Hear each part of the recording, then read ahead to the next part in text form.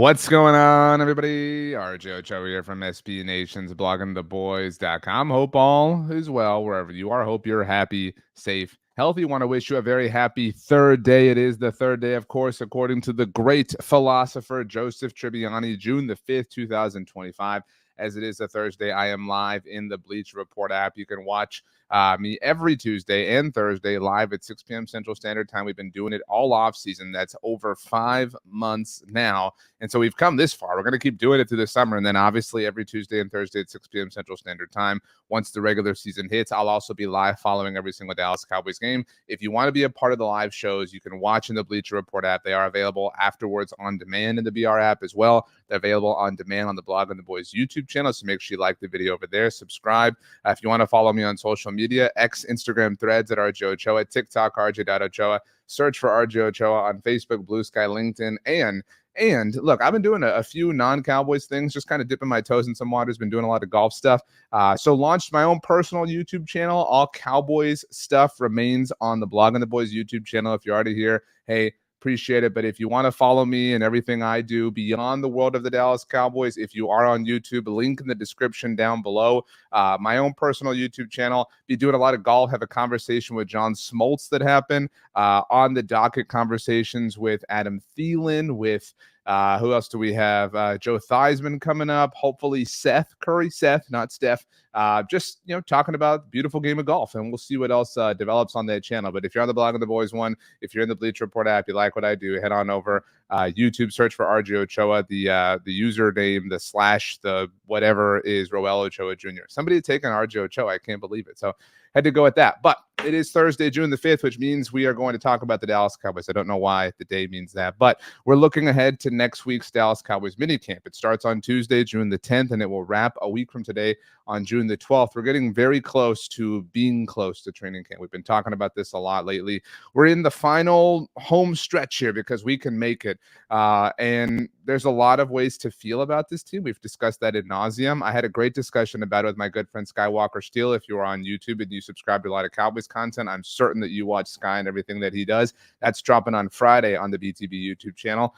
But today I wanted to look ahead to next week specifically, and I wanted to look ahead as far as what we can hope to get out of it, because it's just a mini camp, but there are takeaways, little things that can happen. It's the middle of June, so there's nothing that, we can ride high about forever and guarantee a Super Bowl off of, but there are important takeaways nonetheless that can develop. So first of all, what do we want to see? That's the question. That's the prompt. And the first thing is some development with Micah Parsons. Now, the last show I did here for you at Bleacher Report that we threw up on Blog of the Boys pontificated as to whether or not Micah would be there. It was like an hour after I did that show on Tuesday that Micah shared on social media that he would be there. So he, ruined it. So shout out to my fellow Bleacher Report content creator, Micah Parsons, for just completely and totally destroying my material. Micah, I forgive you. You are the president around here. That being said, Micah pledged to be at Dallas Cowboys mandatory minicamp. So we can't say we want to see this, we hope to see this, because we believe that we're going to see this. But here was Micah's tweet. This was on Tuesday, as noted. I will be there. This was quoting a Clarence Hill tweet, Clarence Hill of DLS Sports. I will be there. I haven't missed a minicamp in 4 years. That's true. That's his whole career. Even though the contract is not done, I have teammates and a playbook. I'm preparing as if I will be on the field the first week of camp. But it's in the owner's hands. I'm ready to win a Super Bowl. I think we're all ready, Micah, for you to win a Super Bowl. We're all ready for the Cowboys to win a Super Bowl. I give Micah a lot of props for this, but to be very clear, I would not have given him negative props or demerits or taken away props if he had chosen not to be there. This is up to Micah, how he wants to handle this. There's no right or wrong way. So if he had chosen to hold out, whatever, that would have been cool. CeeDee Lamb did it. Many players have done it. It's totally fine. It's not representative of not being a leader. That being said, first thing we want to see is resolution here. We want to see some resolution. We do not want to see this go. We do not want the Cowboys to get on an airplane to Oxnard, California with this not taken care of. We do not want to have to keep asking this question. We do not want to keep wondering, is Micah going to be there? Is he going to show up? Is it going to be more of a hold in? Is he going to not participate in on-field drills? Is he only going to be there in presence so that he doesn't get fined? We don't want to have these conversations. Nobody wants this. It doesn't seem that Micah wants this. Micah wants this done. And I will give Micah a lot of credit. And I teased the Sky conversation that's dropping on Friday. He had a great point. He talked about Micah is different. This is a very different player and person who the Cowboys are dealing with. relative to these kinds of negotiations, different from Dak Prescott, CeeDee Lamb, even throw in names like DeMarcus Lawrence, obviously the negotiated deals with players like Zeke Elliott as well. Micah is very different. He is very vocal. He is very public. He is going to speak his mind and how he feels, and he has every right and is within reason to do so. And he's not only going to speak them, he's going to speak them on his podcast. He's going to speak them on this platform, on this Bleacher Report platform. He's going to speak them anywhere and everywhere that he possibly can because he's comfortable to do that. And good for Micah. I mean, I have zero issue with that. That being said, if the Cowboys take this a certain way, this comment is very different. We have never gotten a comment like this from anybody who's been in the middle of negotiations with the Cowboys. We have never seen somebody say it's in the owner's hands. That is a direct call out, not in a like, ooh, calling him out way, but it is a direct call out to say, this is all up to Jerry Jones. I've done my part. My agent's doing his part. We're all good. He has to do it. We all believe whatever we believe about how the Cowboys go about this. We all believe about them dragging their feet and doing it for attention and whatever. And Micah could be asking for the moon here, right? He could be asking for $50 million a year for all I know and saying it's in the owner's hands. And obviously we would agree that that would be a little bit silly. That being said, if we assume, and this feels fair, just kind of given all evidence to date, he's asking for market rate, which he has certainly earned, maybe a bump off of that to become the highest paid, whatever. Again, that is effectively market rate. Then this is truly up to the Cowboys. And we have seen the Cowboys earn so much goodwill over this offseason, so much. They've put so much in the bank. Now, to be clear, that bank was dry. That bank account was nothing. You were checking it to make sure you could go to the drive-thru, right? Because this bank account was slim as far as goodwill that the Cowboys had with their fan base. And they have put a lot in it. They have done a lot of work to store it up, to earn some trust back. We still don't trust them as far as we can throw them, to be very, very, very clear. But we're at least willing to hear them out now, right? Before, I mean, this time a year ago when they would talk, it was, but now, okay, let's hear what you have to say. We will entertain your thoughts. We will entertain your standpoint. We will entertain your opinions. We will give you the courtesy of our time because a year ago, we definitely were not willing to do that. That being said, if you get to training camp, if you get on the plane, right? If you Ross and Rachel this, did she get on the plane? If the she in this instance, Rachel going to Paris, is the Dallas Cowboys going to Oxnard? If that happens, even though Rachel, I guess, technically got off of the plane, but if that happens, if we reach that point, if it is the last week in July, if we have made it through, the NBA Finals and the Stanley Cup Finals and the 4th of July, and is the Little League World Series over by then? I don't think so. I think it takes place in August if I'm going off of memory. But if we get to that point and this is not taken care of, dude, you will burn up all this goodwill so fast. The last thing you want is people chirping and yelling and screaming out there in the tennis courts and the Marriott courtyard, the courtyard Marriott, in Oxnard, California. Hey, Micah, show up, whatever. We do not want this. We are exhausted with this. Nobody enjoys this process. So first thing we want to see, if we're putting together a list as impractical and as impossible to believe as this one might be, bullet point number 1 is a Micah Parsons extension. Get it done. And that way we can all chill. That way we can enjoy the things that we talked about, right? The Stanley Cup Finals, the NBA Finals, 4th of July. We can throw the big old party, swim in the pools, grill your burgers, whatever it is that you do, pop your fireworks, and know that the Cowboys are sitting on easy street until we get to training camp. And then we will totally buy the hype. We will totally get into it. We will totally get invested. Just take care of this last thing. You've done a lot. All right. Kudos, respect for being adults, finally. All right.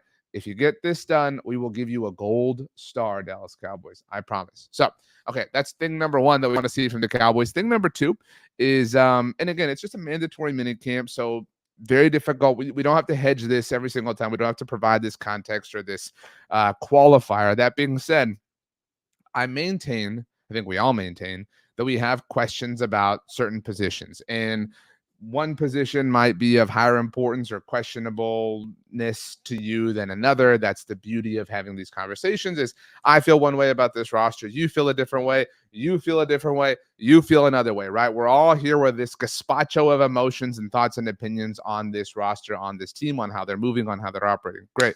All right. What would you say is the position of highest concern, the position of highest alert, the highest level of DEFCON that you are at? And to be clear, to be perfectly clear, I see this mistake a lot.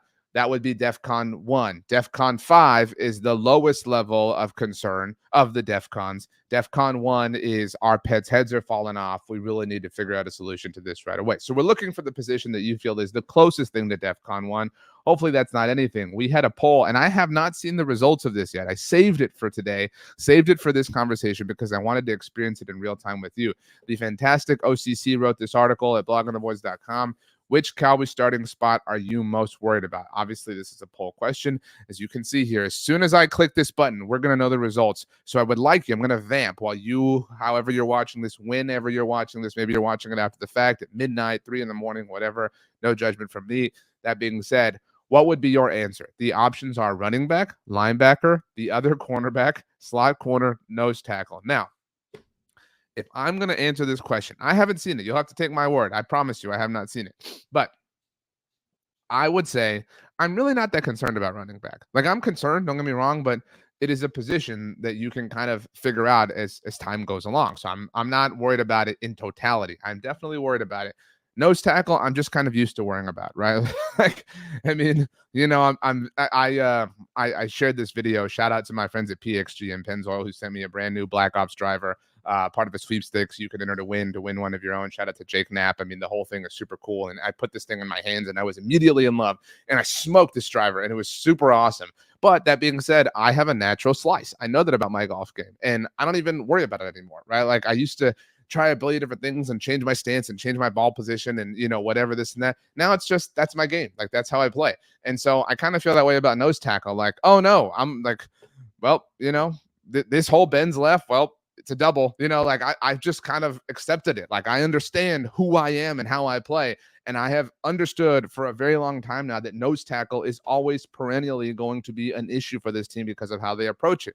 So that being said, my answer, which Cowboys starting spot am I the most worried about that I want to see some development, I want to get some assurance from throughout the mandatory minicamp, obviously, it would be the other cornerback position because I really don't know. And now the cornerback room is, let me take this off the screen for a second, then we'll look at the results.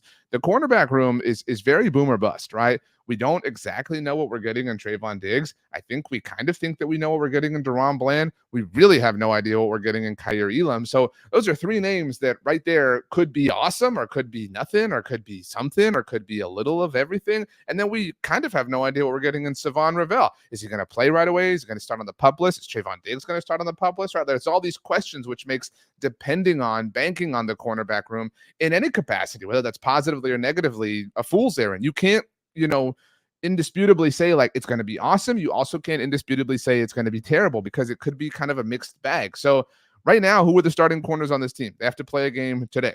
It can't be a Trayvon, right? I don't think that we think he's ready quite yet. That isn't to say he won't be ready by July or September, whatever. But so is it Deron Bland and Kaiir Elam on the outside? Is that it? Like, okay, I think we feel kind of okay, right? Like, you know, is Savon Ravel ready to play? You know, like I have a lot of questions. And so that's why that's my position of highest concern. But what did everybody have to say? As you can see, I still have not looked at the results. Let's look. Not going to look. Y'all can look first. You're looking at the results. I'm not. I'm going to guess that the answer was, I think linebacker was an option. I think people said nose tackle. That's my official guess. And oh yeah, they did. All right. Nose tackle beat out my answer by just a hair. Yeah, I'm really not that concerned about linebacker or slot corner for that matter. I just the boundaries of this team and how they operate are just kind of a question. And not having Al Harris, I mean, there's just a lot there. So, but nose tackle, look, if you're still worrying about this, dude, you have a slice. It's a natural slice. You can't do anything about it. You can get a brand new PXG driver and it's not going to fix the issue. You have a slice. You have to play it. You have to accept it. It's the first step is admittance and acceptance. And nose tackle, like, look, I don't believe in a sunk cost fallacy. I don't think any of us do. And I think that you kind of know where I'm going here, but actually, I'll put this back up on the screen. I didn't mean I zoomed out, but let me zoom back in here. Let's look at this here. All right. Now, think about these positions and think about their moves over the offseason. Running back, they addressed in 3 different capacities. 4 if you consider the fact that they moved on from Rico Dowdle and Zeke Elliott, but 3 different capacities. Signed Javonte Williams, signed Miles Sanders, drafted Jaden Blue. So they've done a lot to fix that in a quantitative sense. Linebacker, same sort of thing, right? They signed Jack Sanborn in free agency. They traded for Kenneth Murray. They drafted Shamar James. I mean, like, they've done a lot to it. The other corner and slot corner, kind of the same conversation. You could consider that doing something is getting Trayvon Diggs back, having Deron Bland healthy for an entire season, not hopefully starting training camp off with a fractured foot, whatever, drafting Savon Ravel, trading for Kyrie Elam, etc. They've done a lot to improve that. Nose tackle, what'd they do? Right? They signed Solomon Thomas, not really a nose tackle, so you can't really say that. Yes, they drafted Jay Toia. I mean, I guess, again, to get back to the sunk cost fallacy thing, like, I kind of, if we had this conversation, and we did have this conversation, to be very clear, in January, and we had said, okay, there's a finite amount of resources. You can only, it's like the Office episode where they're allocating the jelly beans or whatever to determine who's going to get how much of a raise. Like, you can only address, you can only trade, you can only blah, blah, blah, all these positions.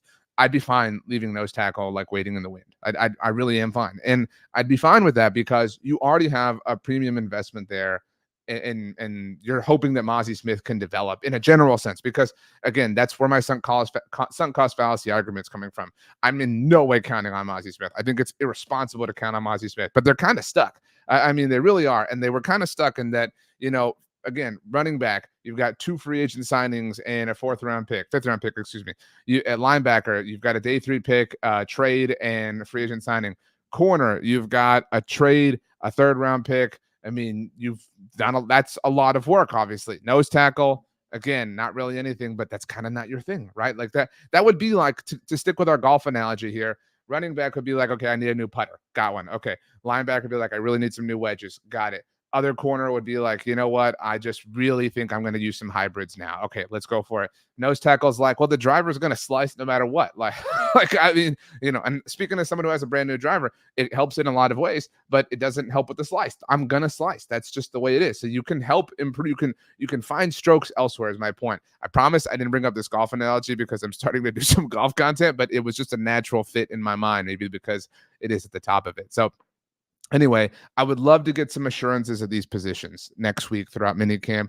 I would love to see, Javonte Williams is looking good. I would love to see Shamar James is thriving. The linebackers relationship with Matt Eberflus is really starting to pop, because that's what we've been anticipating, obviously, given his history specifically with this team.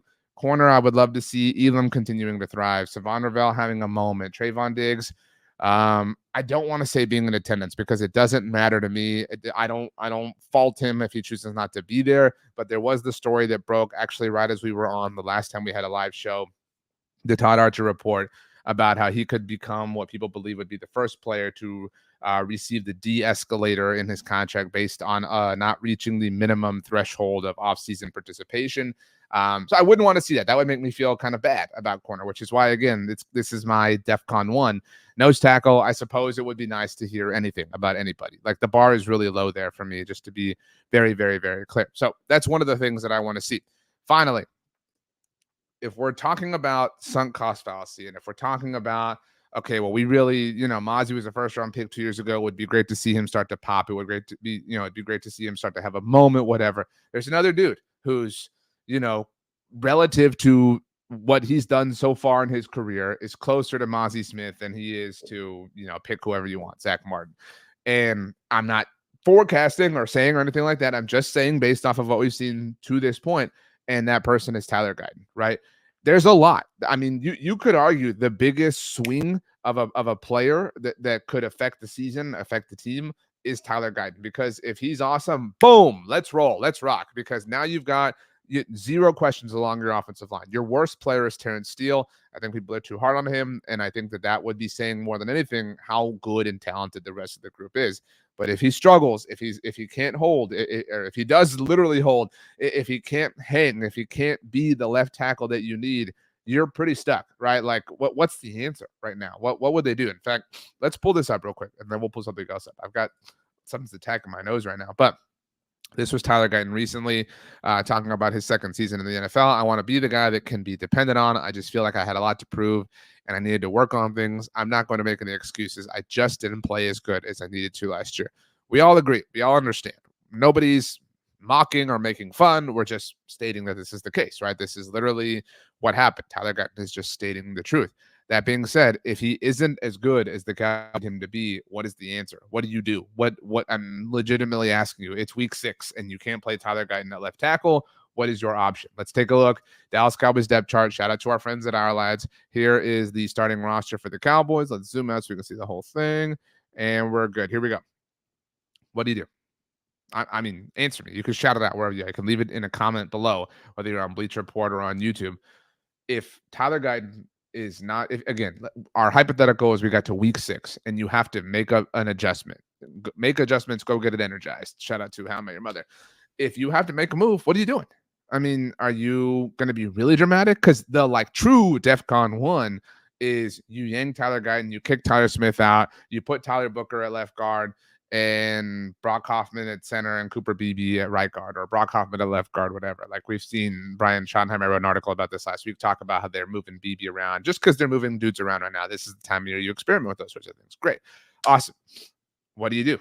Awesome Richards at left tackle? That's your plan? Like that's what you're going to do is Awesome Richards? That would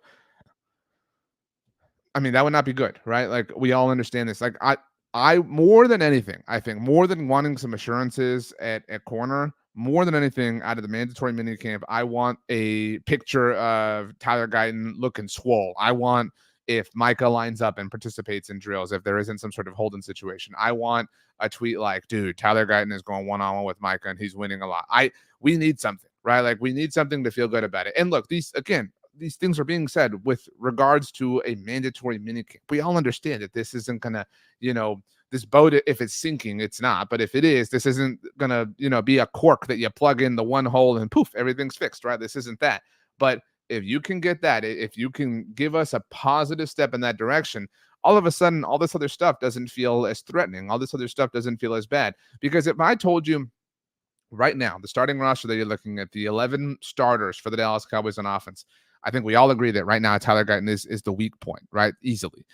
Even if you don't believe that much in Javonte Williams because of the position he plays and the level of dependability it has on other circumstances and other players, we all understand it's not as flagrant of an issue. But I mean, Tyler Guyton is the quote unquote worst starter of the Cowboys offense right now, right? Even maybe you are thinking Jalen Tolbert is the answer to this question.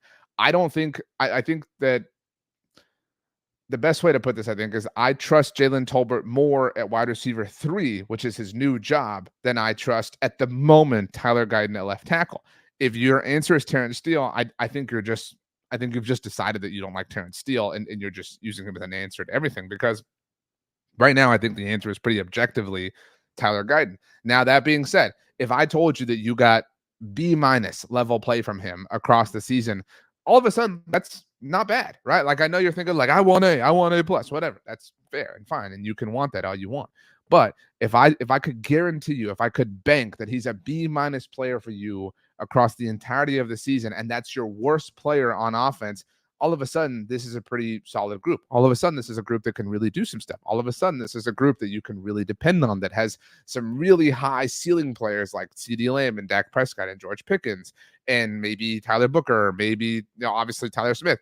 And then your lower end of the spectrum, not everybody's an A plus, but if you have some B minuses, if Tyler Guyton, goodness gracious, it's so difficult with all the Tylers, but if Tyler Guyton is a B minus guy, that's a huge, huge step, obviously, for him. And that's what we want. I don't think I think that we're being fair. There are not a lot of issues on this team right now, even though this team is coming off of X, Y, and Z, and their win total projected one is, A, B, and C.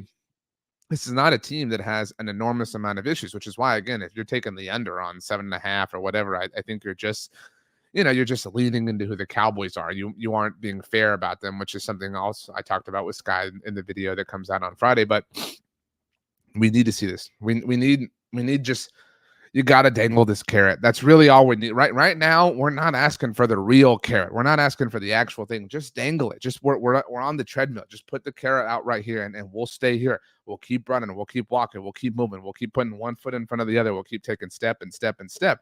And that's what has to happen. Tyler Guyton has this whole thing arguably depends on him, because this season is like a house of cards, right? Or not a house, but like a tower. Is that an expression? A tower of cards, whatever. But you know, I'm talking about like you do the, you know, the blah blah blah, and then you lay them flat and everything like that. And Tyler Guyton is one of the foundational pieces, right? Like he's not on the third or fourth level or anything like that. He is down here. And if he is strong, if he is sturdy, if he is dependable, then all of a sudden you can stack, you can build, you can do different things on top of him. But if you cannot depend on Tyler Guyton, forget the fact that he's a former first round pick and all this stuff. The same thing we talk about Mozzie Smith. He's your starting left tackle. Like that position has to be, I mean, locked up, taken care of, sewn up. You know what I mean? Like you are not in a position as a team where you can afford to play musical chairs there. All due respect to him, you cannot be a team that has to turn to Austin Richards in week 6. You have to be able to have Tyler Guyton step into that role.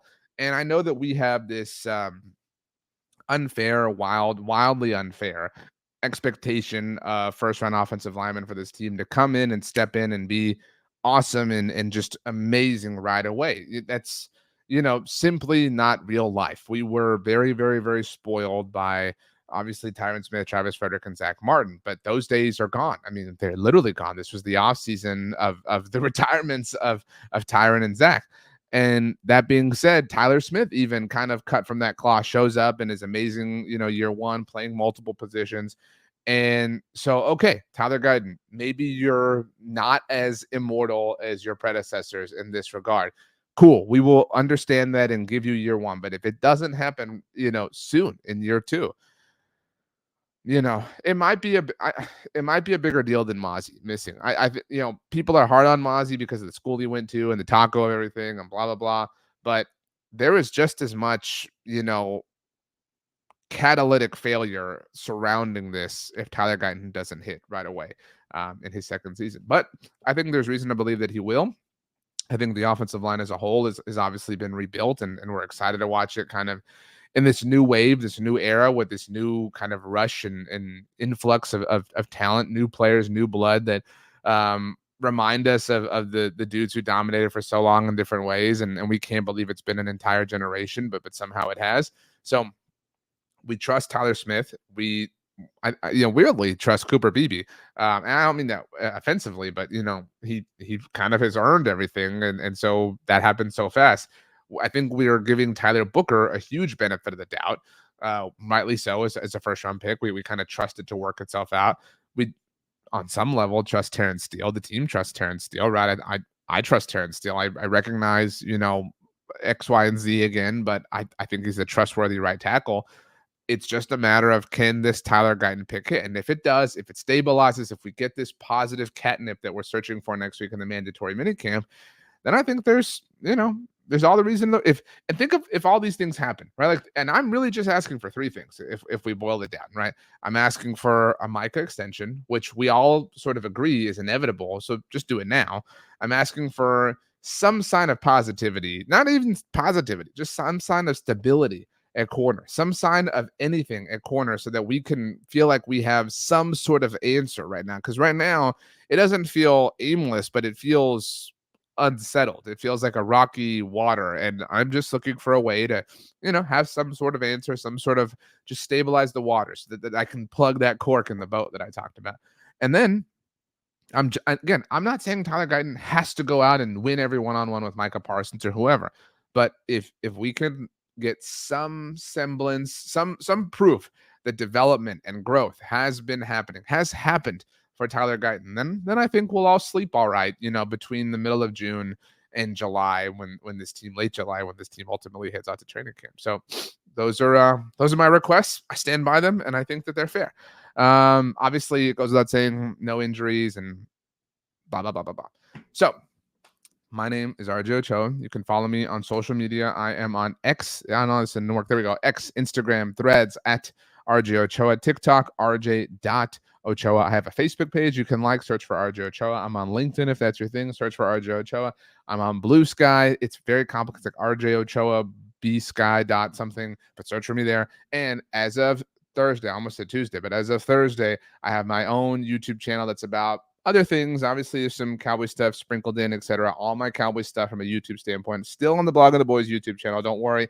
And we have lots of stuff in the hopper, in the proverbial Instapot is what I was thinking. But we have this ninja machine in my house. It's super awesome. So all this stuff to keep us all well fed until we get to training camp in late July. So don't worry, you're going to have stuff coming pretty much on a daily basis until we get there. And yeah, I'm here in the Bleacher Report app. If you're watching on Bleacher Report, you can follow me right down below, see all the teams that I root for. And I'll be back next Tuesday at 6 p.m. Central Standard Time. We'll throw that up on the Blog and the Boys YouTube channel, as we always do. That's kind of our song and dance that we've been doing, and we're going to keep doing it for a little bit longer until we get to training camp. I promise we're going to make it. It's the last doldrum. We can do it together, you and I. And then when we get through all this, then when we get through it all, it's football season. So thank you so much, everybody, for hanging out. I hope you have a wonderful rest of your day, and I will see you next time.